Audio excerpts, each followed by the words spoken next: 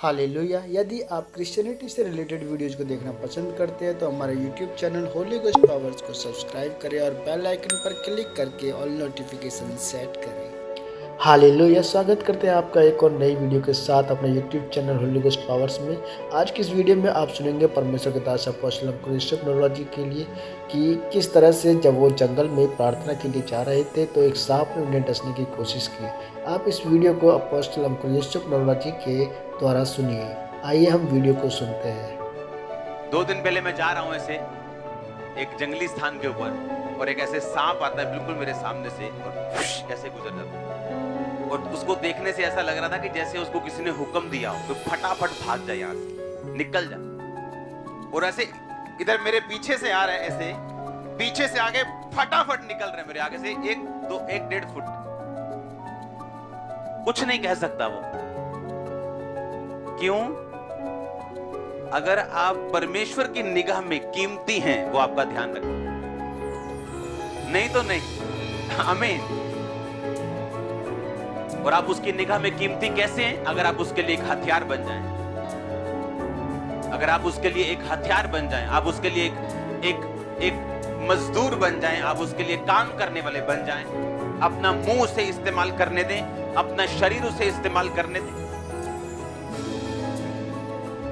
अपनी लाइफ को परमेश्वर के लिए दे दें कि वो आपको यूज कर सके। जो कुछ भी आपके पास है, चाहे वो ताकत है, चाहे वो वरदान है, चाहे वो पैसा है, एनीथिंग, अगर आप उसे दें इस्तेमाल करने के लिए, आप उसकी निगाह में कीमती हो जाएंगे और परमेश्वर अपनी कीमती चीजों की रक्षा कर सकता है। उसके पास ताकत है।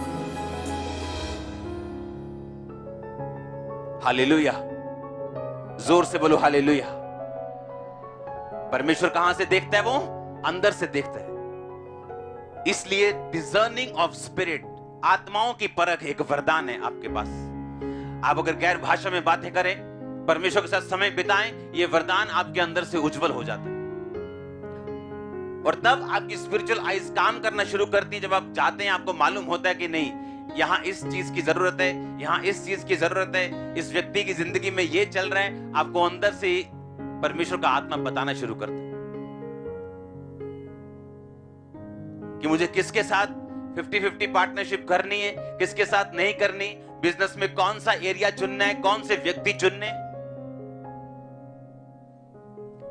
अगर आप हिस्ट्री देखें, अगर आप इतिहास देखें, मैन ऑफ गॉड का जो खुदा के बड़े दास हैं, अगर आप उनकी हिस्ट्री देखें तो उनकी जिंदगी के जो करीबी लोग होंगे आज तक, जितने बड़े मैन ऑफ गॉड है, वो बहुत गिनती में होंगे। क्योंकि जैसे जैसे वो आत्मा में आगे बढ़ते हैं, जैसे जैसे वो आत्मा में और बढ़ते हैं, उनकी डिजर्निंग, उनकी आत्मा की परख का वरदान और उज्जवल होता रहता है और उन्हें अपने आसपास के लोगों की और अधिक समझ आती और कितना समय उन्हें देना चाहिए उन्हें मालूम होता है। यीशु मसीह के पास 12 चेले थे, हाँ या ना? कितने चेले थे जो बड़े काम, जब चमत्कार होते थे, यीशु मसीह के साथ रहते थे? 3, पतरस, याकूब और यूहन्ना।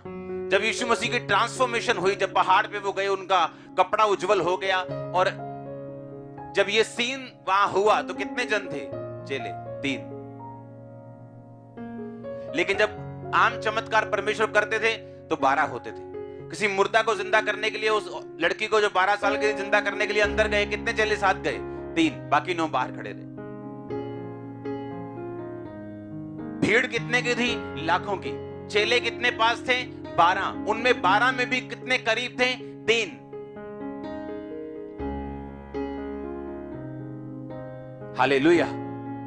इसलिए मैं कहता हूं, जब परमेश्वर आपको ऊंचा और ब्लेस कर रहा होता है, कभी मत घबराओ कि आपकी लाइफ में कोई आपको छोड़ के जा रहा है। आप ब्लेस्ड हो रहे हैं, आपको मालूम नहीं, आप हल्के हो रहे हैं।